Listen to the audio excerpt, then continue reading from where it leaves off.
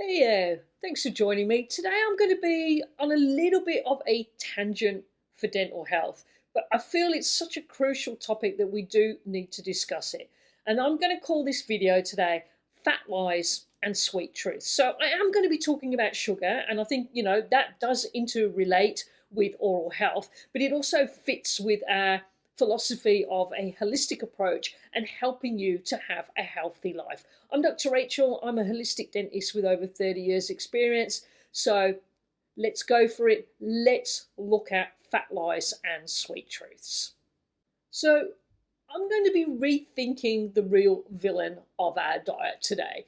Is it fat or is it sugar? Now, depending on when you grew up, you'd have been told more likely that fat is the problem. Fat is the reason we have obesity. Fat is the reason why we're all getting overweight. Fat is the reason that you have heart disease and strokes and you get cholesterol in your arteries and you should avoid fat.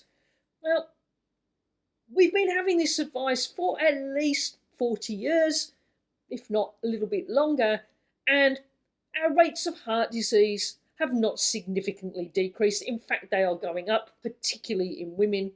We have not seen a reduction in cholesterol. We have not seen a reduction in high blood pressure. We have not seen a reduction in the amount of people having strokes. And I have certainly not seen a reduction in tooth decay and oral health issues. And I think we do have to really address nutrition and diet. And I may be on a bit of a rant today. This will probably be a longer video. So get your popcorn, sugar-free, and let's go for it. So we have been nutritionally misdirected, or we have been lied to, frankly. The biggest nutritional advice of the past century was the one that told us to avoid butter. Oh, that was very brummy. Avoid butter. Hey. Anyway, I digress, and I've probably just lost about 50 viewers going, what the heck is this crazy woman on about? Let's go back anyway. The biggest nutrition advice of the past century was the one that was told us to avoid butter, don't have egg yolks, fear red meat, take all the fat off your chicken, don't eat the fat, don't cook with fat, use margarine. And, well, frankly, it wasn't just wrong, but it was disastrously wrong. And we have been blaming the wrong villain for 40, 50 years for a lot of our health issues. So while people have been throwing out their cheese and they've been skipping to skim milk and low fat this and low fat that, there was another substance, the sweet, white and seductive one called sugar, that was quietly taking over. And we welcomed it in. In fact, the research was so blatantly pushed and promoted and marketed, we were told and we believed it was safe. Now today I want to take you on a journey to the roots of one of the most damaging public health narratives in modern history. A story of two men, two opposing theories and a global misunderstanding that still affects the way we eat, think and live today. It shapes our nutritional advice and it shapes our food pyramid or food plate or whatever goddamn food thing they're selling us these days. And I believe it has had a massive negative effect on people's health and well-being, increasing heart disease, cancer rates, diabetes, metabolic syndrome, Alzheimer's, the lot. And I think we need to really expose what's going on here so people understand it. And it may not be new to you. And that's great if you're already in the loop and you're already ahead of what I'm about to say. That is fantastic. And if you have got stuff that you'd like to add, then please drop some comments. Let's open the conversation. So I want to start by looking at the rise of a guy called Ancel Keys and the war on fat. In the aftermath of World War II, heart disease rates were climbing, especially in Western countries, and people were dying suddenly in their 40s and 50s, often with no warning. Now, naturally, scientists and doctors began searching for answers, and enter Ancel Keys, an American physiologist with a big personality and even bigger confidence. Apparently, he was a bit of a bully and he was used to having his own way. Now, in the 1950s, Keyes proposed a bold theory that saturated fat found in foods like butter, red meat, and dairy was clogging our arteries and causing our heart attacks. It seemed to make sense. Fat is greasy, arteries are tubes, and maybe the fat was blocking them. I mean, when you open up a diseased heart or a diseased artery, what's it clogged up with it? Fat. But was fat the causative problem, or was it a symptom of something else? Now, to prove his point, Keyes launched what he termed the 7 countries study. And now this is now a very famous study. He showed, and he claimed, that it showed a strong correlation between fat consumption and heart disease. The logic was simple. Countries that ate more saturated fat had more heart disease, and countries that ate less saturated fat had less cardiovascular problem. But, and this is a big but, there was a problem. In fact, there was several. I'm going to now take you through the flaws in Ansel Keys' research. The 7 countries study wasn't originally about 7 countries. It started with 22. Yes, 22. Then what happened is Keyes handpicked just 7 of them, the ones that fit his theory. He didn't study with a theory in mind and then go, actually, I've studied these 22 countries, only 7 match, the other 15 don't. I don't think my theory fits. No, what he did is go, those 15 don't fit, we'll disregard them. I'll use these 7 that prove my theory. So he left out countries like France, where people ate a lot of saturated fat but had very low very low rates of heart disease. He ignored Switzerland, Sweden, and others with data that contradicted his hypothesis.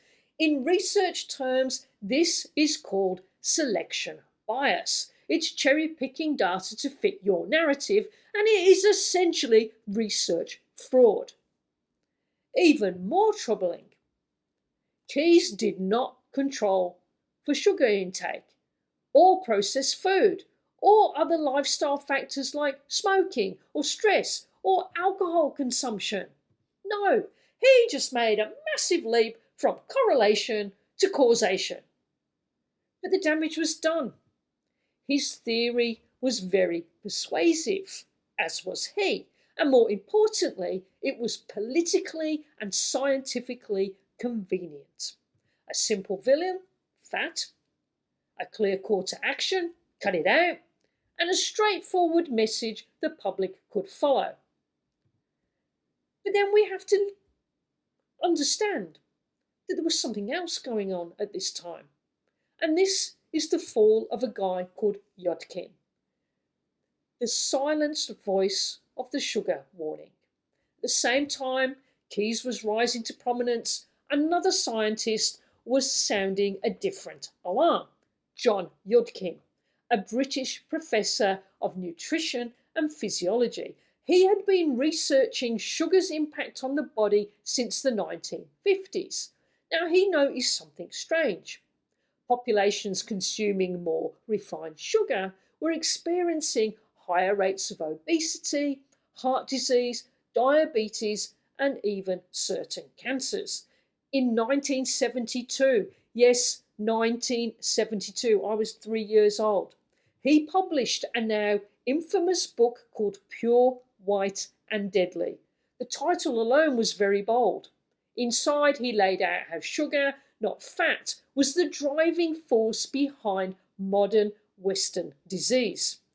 Yudkin's arguments were clear and they were very well researched. But to be honest, guys, he didn't stand a chance.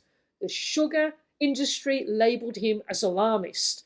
Of the scientists influenced by Keyes' rising popularity and a flood of industry funding, dismissed him. Yes, Paid for science got rid of Yudkin. Paid for science backed Keyes. His work, Yudkin's work, was discredited, not by better science, but by louder voices and more spondoolies, more money. His career suffered, he was discredited, his warnings were buried, and for decades we continued down the wrong path at the expense of our populace's health and well-being. And this is ongoing. The amount of people, when I speak to them about their rate of dental decay, their gum disease, their health issues, and we talk about sugar, their belief is that you cannot survive without sugar, that you die if you don't eat sugar, that your brain cannot function if you don't eat sugar, and that you need to have carbs for energy. This is how indoctrinated we have been by Keyes' research backed by big sugar and big food. Now, the legacy of Keyes is that we ended up with the low-fat, high-sugar disaster. By 1977, the US government issued its first dietary guidelines. The message was to cut down on fat, and overnight, fat became public enemy number one. Food companies responded fast. They created low-fat versions of everything, from yogurt, salad dressing, biscuits, cookies, granola bars, everything with the fat removed.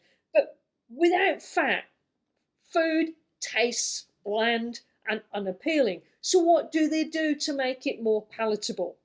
Yep, you got it. They add sugar, and they add lots of it. So you might be getting less fat, but you're now getting maybe more calories or the same amount of calories, but not all calories are equal because fat and sugar behave very differently in your body, and your body behaves very differently when it has fat or sugar. Now, breakfast cereal used to have about 3 grams of sugar in it. Now it had 12. Light yogurts contained more sugar than ice cream, and we were told this was healthy. And more fool us. More fool us, we bought into it. And then what happened is we were eating more carbs, more sugar, more processed food, but less fat, just like they told us. And yet heart disease remained the number one killer. Even worse, obesity rates exploded, type 2 diabetes surged, metabolic syndrome became commonplace. We cut the fat. What happened? We got sicker. We got sicker. We are in a dreadful health crisis, and thank God now that we've got Maha, we've got the likes of Kennedy Jr., whether you like him or you don't, let's put that to one side. Let's not consider the politics. But we need to be having these important conversations about what the F is going on with our health and what we're going to do to address it. It is not normal that cancer now is almost 1 in 3 if you're a certain age, for prostate and breast cancer, that Alzheimer's is almost inevitable, that people think, I'm on a rant, that people think that type 2 diabetes is okay because I just get this tablet from my doctor and that takes care of it. No, this is wrong. This is totally messed up, guys. All right, I'll take a breath and I'll let you have one as well. Let's have a look at the real... Sorry, I'm very passionate about this. I think it's disgraceful what's gone on.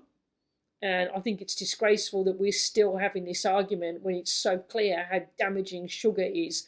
We need to really re-educate people and we need to get the facts out there. And this is what I'm trying to do. Anyway, let's have a look at the real effects of sugar on the body and let's talk about what sugar actually does. When we consume sugar, especially in the form of refined or added sugars, it spikes our blood glucose. Now, this triggers a surge of the hormone called insulin, and that insulin is responsible for moving sugar out of the bloodstream into our cells. If this happens once in a while, just occasionally here and there, the body can handle it.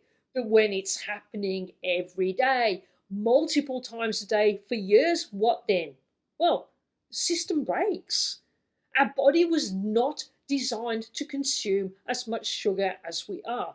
What happens is you develop insulin resistance, a condition where you still produce insulin. In fact, you produce a lot of insulin, but the body stops responding to it properly.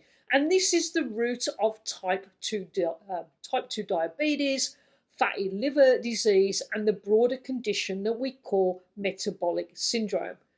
Sugar also fuels visceral fat. Now, that's the fat that builds up around your belly. That is the dangerous kind of fat that surrounds your organs, and it increases your risk for stroke and heart attack.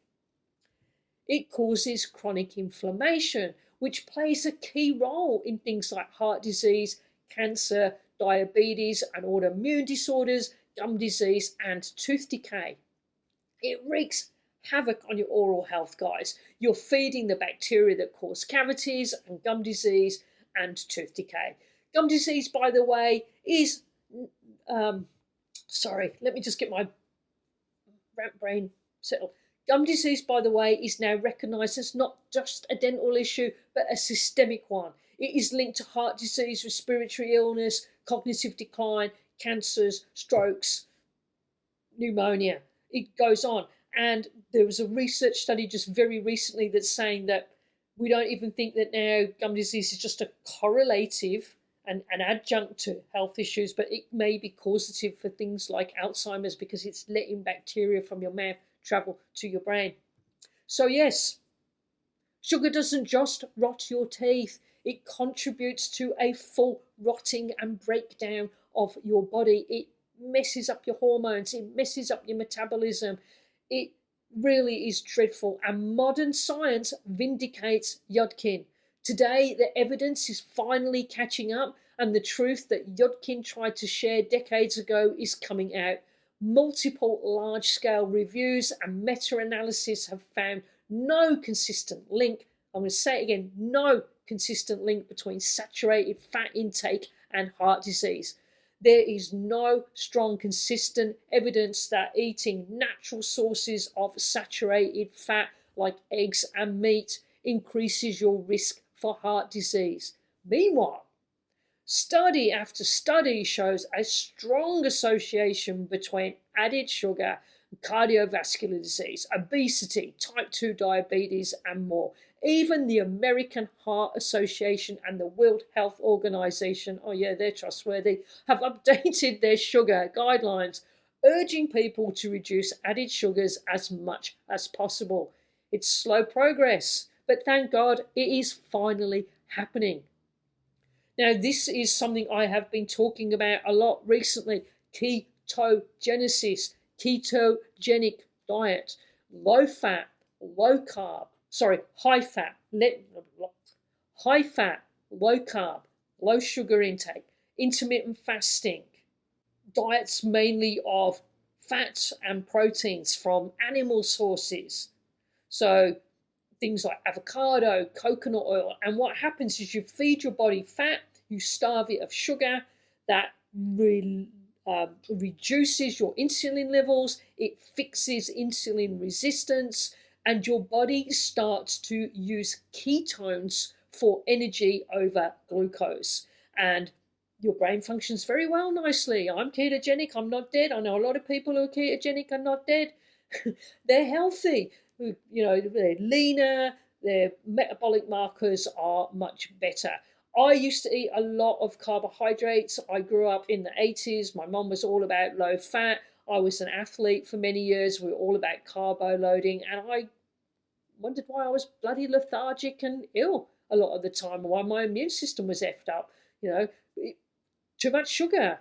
Even though I didn't eat sweet things, I was having too much refined sugars in the way of carbohydrate, and that makes insulin resistance. No wonder I had troubles regulating my weight. So it is time for us to shift this narrative from low fat and high sugar to high fat, low sugar, or moderate fat and no sugars. Just to get that balance, to get your insulin regulated, to address metabolic syndrome and get your body fueled more on ketogenesis rather than relying on glucose, which is going to have you crashing and burning and all over the place. So it's time to rethink. Where does this leave us? It leaves us with a simple but powerful truth. We blamed the wrong thing, science got behind it, money got involved, and we were sold a packet of lies as well as a lot of sugar.